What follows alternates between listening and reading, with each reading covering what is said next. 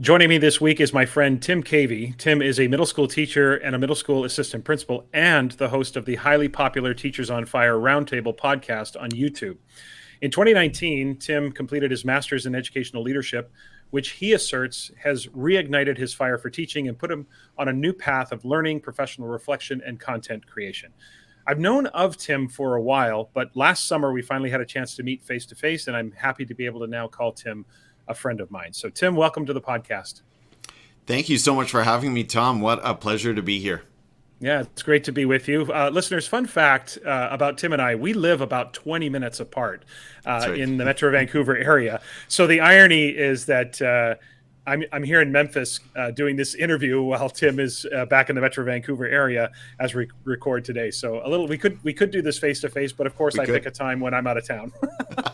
That's true. It is great to have you here. And I thought, rather than focus on a singular topic, as I usually do with most guests, I know that you are, a deep thinker about a number of different topics. And I'm quite familiar with some of your blog posts and your writing and your thinking, of course, from the podcast. So I want to have a more open conversation about a number of different topics in education and thinking about some of the things you've been reflecting on over the years and kind of look at education kind of writ large through your work, but also thinking about the podcast that you have as well. So let's dive in. And one thing I know, Tim, that you have spent a lot of time thinking about is ed tech. And you recently wrote a piece asking the question if we are using too many apps in education. And I think that's a really great question because you recount your experience at ISTE 2017, obviously pre-pandemic, your experience where you go to a conference and you walk into that conference hall and there's 4,000 products and apps that are perfect for your school. And obviously, with the onset of the pandemic, we saw an even greater acceleration in technology flooding into the marketplace. So two things I want to focus on here. First, to answer the question, are we using too many apps in education? And second, what is the best way for educators from your perspective to decide which apps are right for them? So to the first question, the short answer is I don't. I don't think we are using too many apps, and I don't think there are too many apps.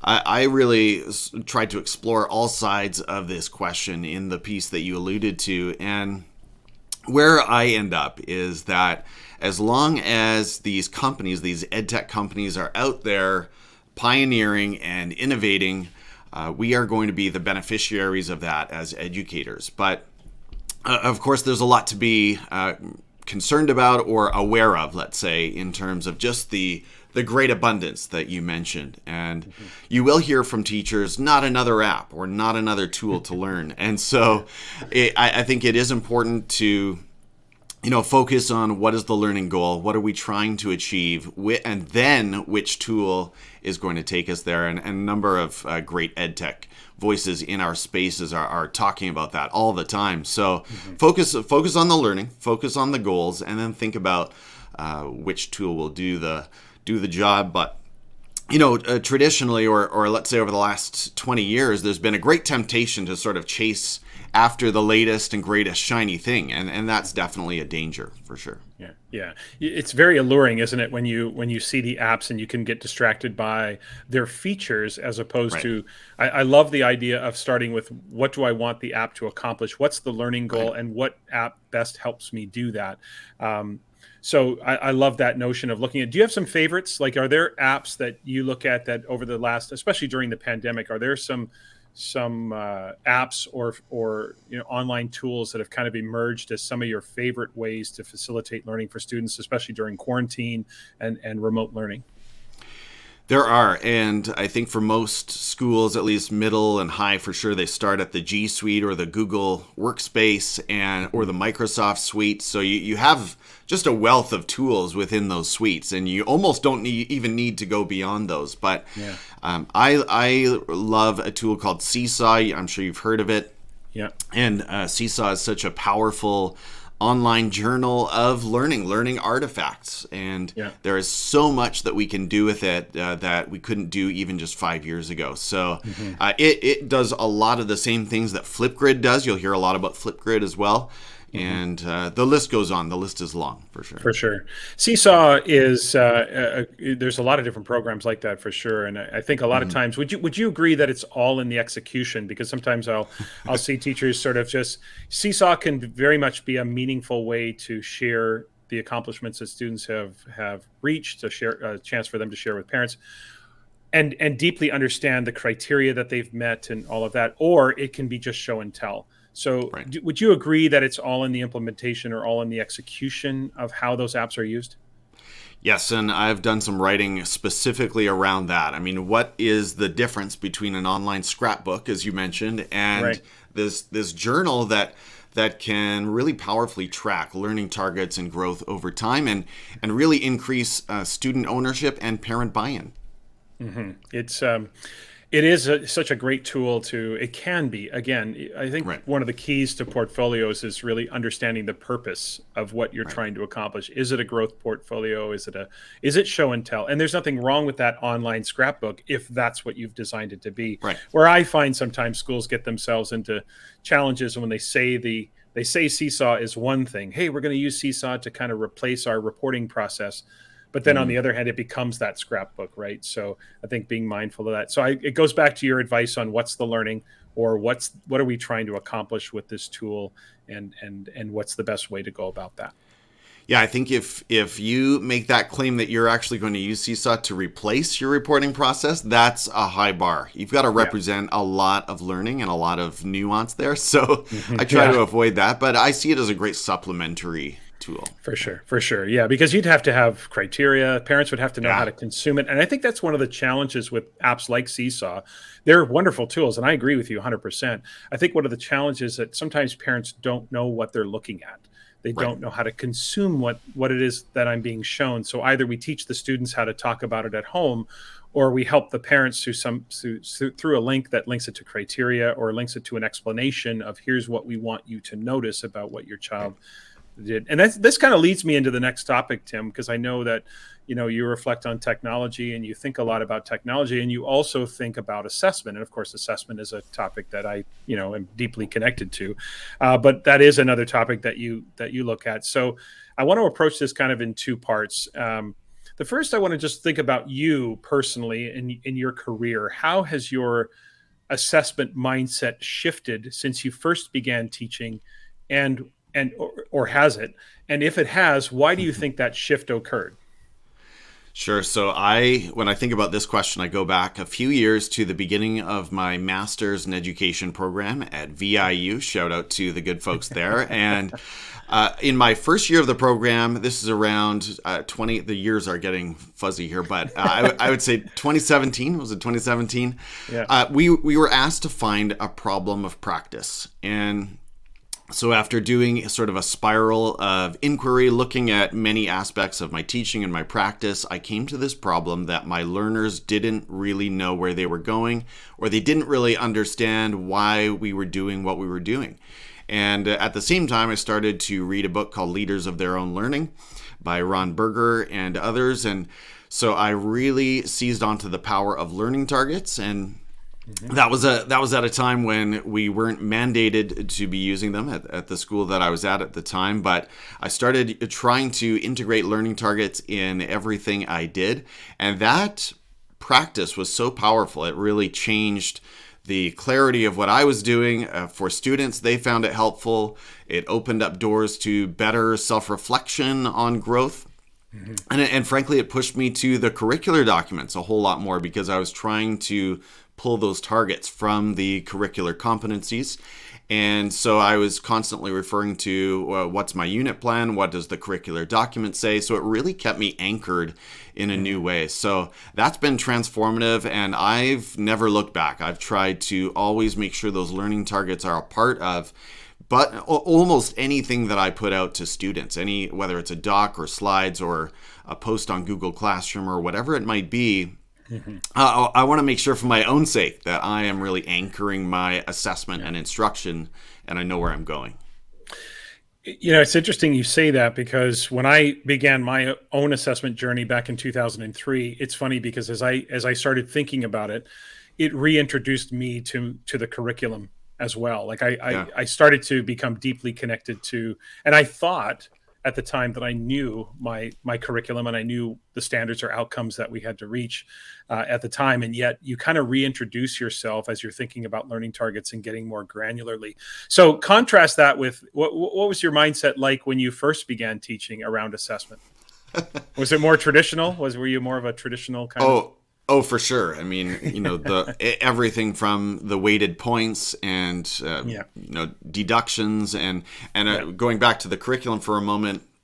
We would have those binder, we called them PLOs, but binders of curricular documents sitting in shelves, and frankly, just the work it takes to go over to a shelf, find the right binder, flip through it. I mean, I wasn't looking at those binders I'm embarrassed to say, for months, and so I wasn't even as familiar with the curriculum as I thought I was. I was sort of doing an annual or like semi-annual review, right? Which, Yeah. and now I'm proud to say that, again, I'm just so much more familiar with these different curricular documents. So, yeah, I was practicing. To your question, I was practicing so many of those things that we know a little bit better about today.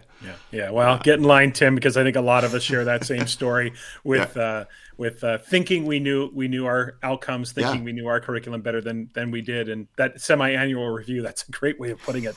Every once in a while, I might take a glimpse at those outcomes that I'm supposed to teach you. Oh, by the way, VIU, Vancouver Island University, listeners, is the school that Tim was referring to. So shout out to them for sure.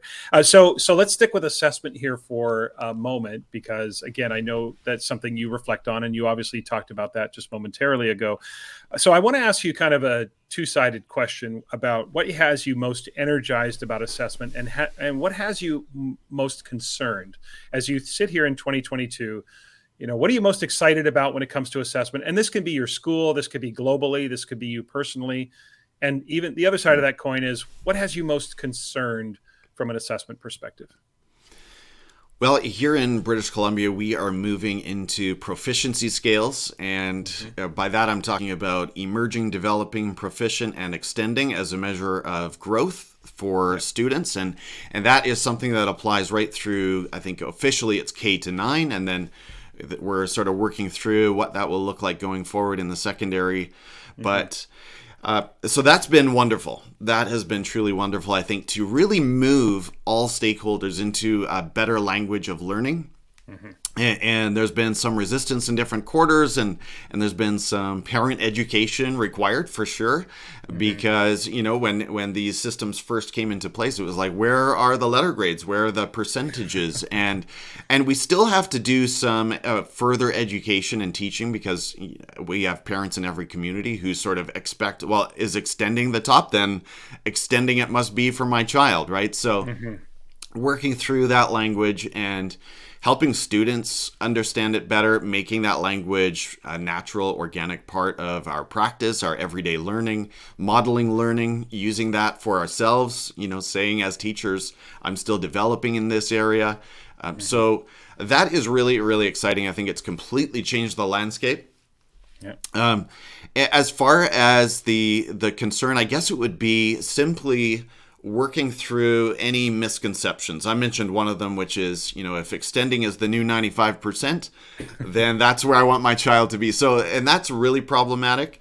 Earlier this year, I worked on a piece called We Are All Developing, or I can't remember the title now, but just trying to explore the idea of being a developing learner.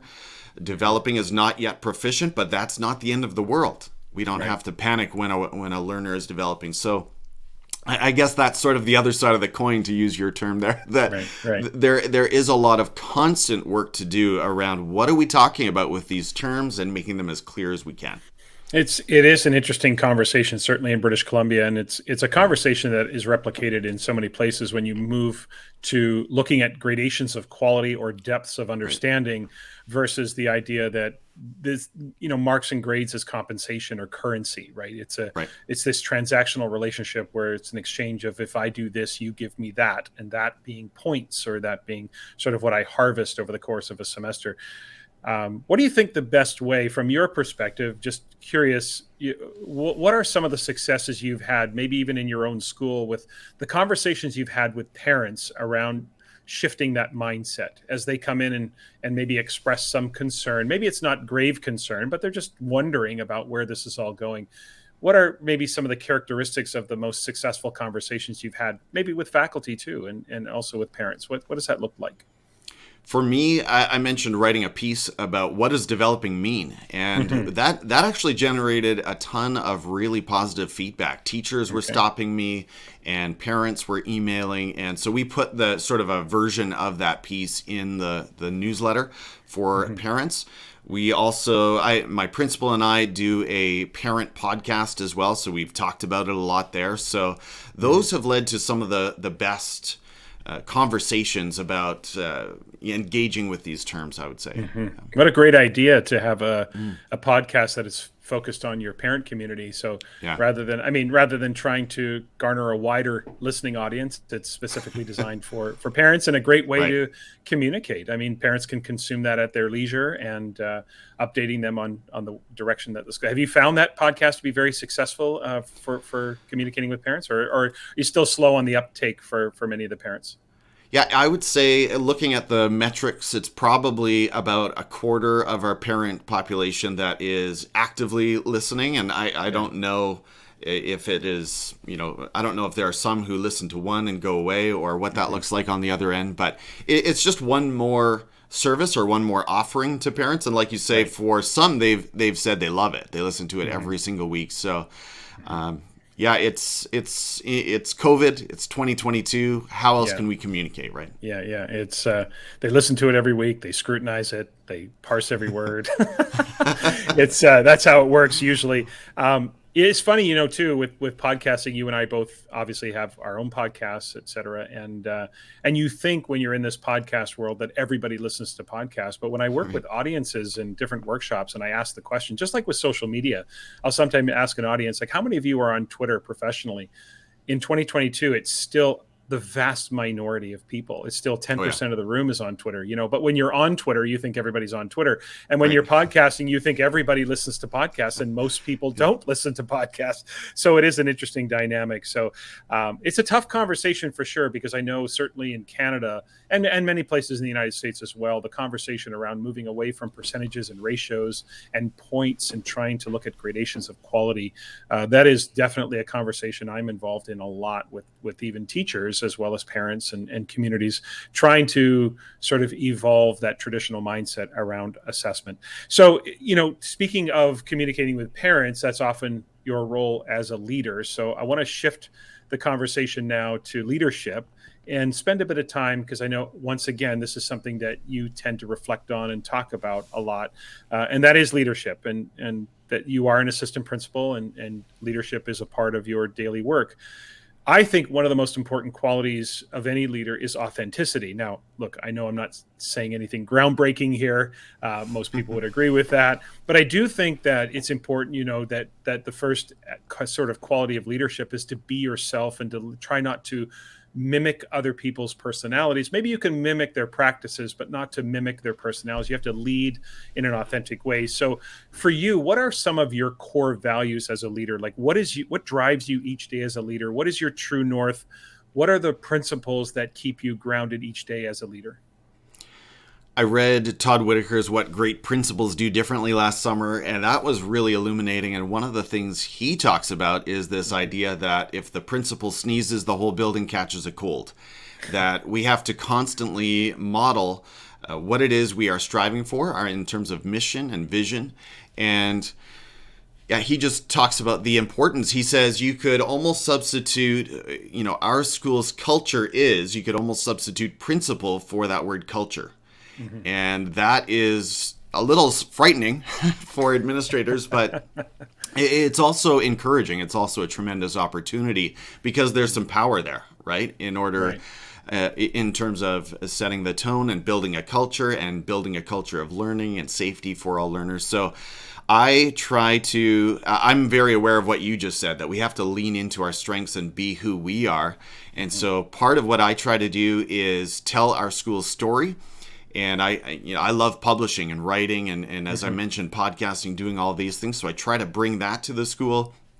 And I also am such a believer in this idea of relationships. We hear about it all the time, but something I've tried to do this year is learn every student's name. So I'm in a smaller middle school of just over 200 kids, but I try to be on a first name basis with every kid and just constantly at the beginning of the day, throughout the day, at the end of the day, trying to have those interactions. And I have to say, I told some friends last night, this year I'm having a lot of fun because you start to build those relationships and have those exchanges. And to students, that's really meaningful when you do know their names. So there's so much more that I try to do, but those are a couple of the things that come to mind in terms of my flavor of leadership.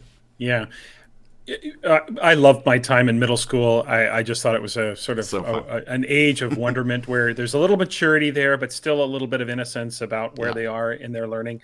How do you think, from your perspective, how do you think we discover our strengths as leaders? Like, just thinking off the top of your head here. I know I'm putting you on the spot a little bit, but we Sure. always say we have to work with our strengths. But how do I know my strengths as a leader? How do I discover? Is it just through?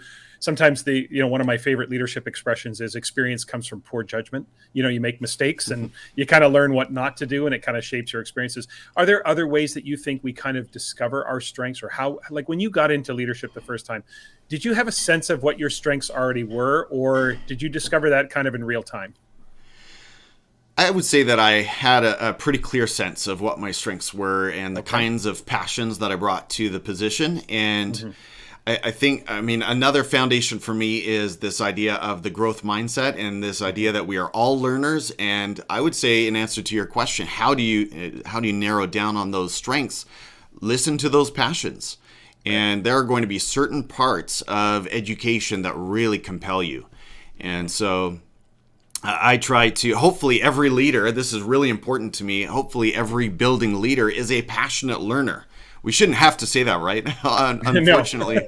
Unfortunately, we do, though. That just as a reminder that, hey, you're still hungry. You're not Yeah. managing a building. You're not managing teachers or students. You're still a hungry learner yourself.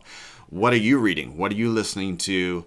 What are you sharing? Because that modeling piece is so important Hmm. for your teaching team. So yeah, I think just listening to what makes your heart beat and leaning into that is pretty simple, but it's profound. I think that is profound because my leadership career began in 1998, but my assessment transformation began in 2003. And when my sort of leadership instructional curricular focus became assessment, I felt like I became a more effective leader because I Hmm. was about something. I Right. had There was substance behind it. And you don't have to be about assessment. You can be about learning communities. You can be about equity. You can be about anything, but it's just be about something and have that passion driving your leadership frame of mind. I think that's really good advice to kind of, especially for new leaders who are, or teachers who are currently thinking about, like, I wonder if I could be an assistant principal, what would I Right. do? And I think pushing people beyond that managerial role, we don't want to downplay the importance of managing a building, because a lot Right. of times managing a building creates predictability for teachers and for employees. But all of that stuff can be learned, right? Don't you think that you can learn those things? Yes. But it's the leadership side that we try to discover. Where's your leadership going? Are you looking toward expanding, sort of like, as you think about where you are right now, is there any aspect of leadership that you're curious about, or you're trying to expand your repertoire as you grow personally as a leader? So I'm in my second year as a VP, and I still teach about 50% of my time. That's sort of a Yeah. unique arrangement that you don't always Yeah. come across. So I'm really Right. enjoying that mix, actually, and that mix Okay. actually helps me learn the names of the students, as I was mentioning earlier. So It's I'm true. I'm having a lot of fun right now, and I feel like I'm still very much in a learning phase. Yeah. At some point, I would love to take that next step and Hmm. and move into a principal role in some context. But Yeah. for now, I'm really enjoying where I am, and I'm trying to soak up everything I can from people like you, and try to be that better leader. Yeah, yeah. It's funny. You and I share so many similar experiences because, in my early days as an assistant principal, I also was teaching, Okay. 50% of the day, 3 out of 6 periods. And it was an interesting dynamic, of course, because I often joked with my students, this was kind of the fast track to the office. I've sort of, Yeah. like the office has come to you, like, who am I going to refer you to? I'm right here. Your assistant principal is your math teacher, your social studies teacher. They didn't like that so much, but we had some good fun with that. But yeah, I think it does, as I was making the transformations in my classroom from an assessment perspective, grading perspective, feedback perspective, as a leader in the school, but also still teaching, it gave me a chance to get my hands dirty with a lot of the practices that I still talk about today. And that experience, I lean on that experience a lot. So love that. And, I think from a leadership perspective, it's just continuing. I always found that you kind of grew into the different roles and you grew into those different responsibilities. And, but yeah, you're right. I mean, it helps you learn the names. And helps you get connected to what the students are experiencing for sure. Okay, so let's finish up, Tim, I want to give listeners a chance to hear a little bit about the podcast, the Teachers on Fire podcast. Off air, I sort of called you the Podfather a little ways. I know there's been podcasts around for longer than yours, but certainly you set a very high standard for, the roundtable that you do. Yes, I mean, there's a lot of podcasts out there and some of them were here before. But I don't know that there were as many when you started as there are now after quarantine. There's about 6,500 of us who started podcasts during quarantine. And so take us back to the beginning of the Teachers on Fire podcast. Where did your interest in podcasting come from? What is the underlying mission of the podcast work that you do each week? Sort of tell us a little bit about the genesis of Teachers on Fire and what the main sort of theme. I think it's pretty explanatory in the title, but give us the idea behind the podcast. What sparked your interest in it? What's the motivation? What's the mission? What are you trying to accomplish with the podcast? Wow. Well, thank you so much. Be warned. You're unlocking a favorite topic for sure here. But we got time. It's a podcast, Tim. We got time. That's right. Well, yes. Yeah, that's true. So in 2017, I was, as I mentioned earlier in the conversation, entering this master's program. And one of the books I was reading was Mindset by Carol Dweck, kind of foundational to so much of what we talk about. And so that book was really transformative actually for me. And it's my number one recommendation to educators. That coincided with my own, probably the previous decade of podcast listening. Mm-hmm. And I really love the medium. I've just always loved the medium of asynchronous, listen on demand. I can do all these other things. I can mow grass. I can paint my house and do all these other things and listen at the same time. And so that idea started to creep in that, hey, maybe there's room, first of all, maybe there's need for more education conversations that would be valuable. And maybe I could play a part in that. And so one of the podcasts I was listening to actually was Entrepreneurs on Fire with John Lee Dumas. And he really inspired me because he had this great list of questions for every business leader and guest. And that really inspired me. I have to give credit to him, not only for the format, but for the name. And I did look for other names besides Teachers on Fire. I mean, there are so many great derivations of ed out there and so many creative spins. But I came back to Teachers on Fire. It was available on all the socials, and that's always a good sign if you're looking to start creating content. And, Tom, I knew that I would be terrible to start, but I had just read this book. And so I had the vision that if I keep at this, the growth is inevitable. Yeah. And people hear that and they miss the power of it. Mm-hmm. And I'll say it again, the growth is inevitable. You will become more confident, more competent. You'll just be creating better value over time. And so once I had seen that, I couldn't let it go. I just had to give this podcasting thing a try. My work there has evolved over time. In the last year or so, I've had more fun on the video streaming side. And so I've been doing these Saturday morning conversations on YouTube and other platforms, and I've really been getting a lot out of that. Still do the podcast, still try to repurpose blog posts in that form, for example, and I'm up over 200 episodes. So having a lot of fun with it. I think you asked about where I see it going. I'm not exactly sure. I just know that it's keeping me on fire. That's what I tell people, and it's really true. I know you find the same. It is a lot of work, but it keeps us in these great conversations with people that we would never have crossed paths with, right? Otherwise. And here we are in a real-time conversation, and we can learn together, and things that every guest tells you will spark something in your consciousness and appetite to learn. So it's just been a lot of fun, and my wife has been a very faithful supporter through the whole thing because it does take time, but I'm enjoying myself. So whatever bandwidth I have, I would always like to do more in terms of Yeah. creating content, but Yeah. whatever bandwidth I have space for, I would like to use. Yeah. Well, living on the West Coast, of course, your roundtable listeners, the roundtables occur at 8 o'clock Pacific time, That's right. 11 o'clock Eastern time. So being on the West Coast, you get a chance to get the podcast, get the roundtable live stream done by 9 a.m. Pacific time. So it still gives you your Saturday to go That's from right. there. But great conversations on that roundtable. Often you have individual guests. Sometimes you have groups of people.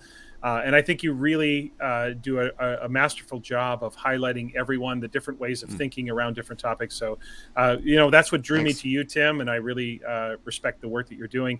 And I do also admire the fact that you found a creative name for your podcast. You didn't let your narcissism and egocentricity take over, and you didn't name your podcast after yourself with your name in big font.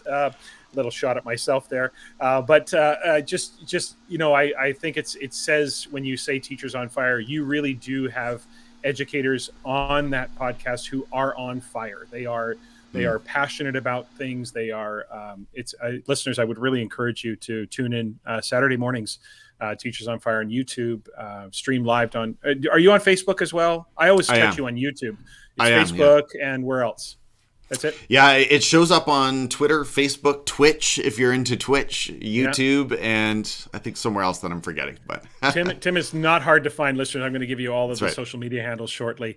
All right, Tim, as we finish up here, I got two questions left for you. They're questions I ask everyone who comes on the podcast. The first question is an educational question. The second one, a little more personal. The first question, and you can take this in any direction that you want to go, but educationally speaking, Tim, what keeps you up at night? What keeps me up at night is the knowledge that grades are still being used as wages. We hear it in words like bonus, punish, reward, earn, and other quasi-financial terms like that. Yeah. Grades as wages leads to erroneous approaches that essentially try to reward students for quantity instead of quality. And I read into that compliance instead of actual evidence of learning. That's what we're all about. So that's something that bothers me. Thankfully, I don't see as much of it anymore, but you do see it in your travels. And if you are a connected educator, you see it in other parts of the world as well. So I think it's a really harmful practice and philosophy that, that I'm hoping goes away. You are preaching to the choir here, my friend. It is. I mentioned it earlier. I think that is why so many students say, "Are you marking this or are you grading Right. this?" Because if you're not marking this, I'm not doing it. Because we have cultivated this culture that says, "If I do this, don't I get something for that?" As opposed to it being your learning. And I remember back when I started to change my practices, saying to my students, "I don't need you to do anything. Like, I Right. don't need it. It's really about your education and your learning." And that really was transformative in the classroom. So I'm with you on that. The more we can move away from this compensation and the more we can get to, assessment being about communication and degrees of learning. I think you definitely, like I said, you're preaching to the choir here. Last question, Tim, as we finish up, is a more personal question about success. I ask everyone who comes on the podcast to sort of explore this notion of success. If a random person stopped you on the street and said, "What's your definition of success?" how might you answer them? When the outcome meets the target. So that's true in learning. It's true in life. So whether it's multiplying mixed fractions or getting your driver's license, having a happy marriage, or publishing a podcast, Tom, success is defined by the target. So the only question is, what is your target? Do you have targets for yourself? I'm a very goals-oriented person. I think it's a really important part of getting the most out of life, and I think you are too. So that's how I would define success, is meeting that target. Meeting those targets. And I know that about you, that you are a goal setter, that you spend a lot of time thinking about goals, both personally and professionally. And it is clear that those goals drive you to the successes. You reach those goals. And I think that's why you've been able to accomplish so far in your career what you have been able to accomplish. And I know there's more to come from you. It's very clear to me that you are going to continue to be an influencer and a content creator and someone who really has a voice in the educational landscape. Listeners, you can find Tim pretty much everywhere. Yeah. The easy part about this is that the handle is always at Teachers on Fire. You'll find that on Twitter, Instagram, and Facebook. You can find Tim also on LinkedIn. And we mentioned this already. There's Teachers on Fire on the YouTube channel. And of course, I want to encourage you to subscribe to the Teachers on Fire podcast. Check out those Saturday morning roundtables, 8 o'clock Pacific time, 11 o'clock Eastern. They are wonderful conversations that really cover a breadth of topics in education. Tim, it was great to reconnect, even though we live 20 minutes away. Here we are virtually, but it was great. Look forward to the next time we get a chance to get together face to face. Thanks for doing this, man. I really appreciate it. Oh, likewise. It's such an honor. I am humbled to be here on the show, Tom, and such a huge fan of your work. So please continue what you are doing. And thanks again for having me. Look forward to connecting.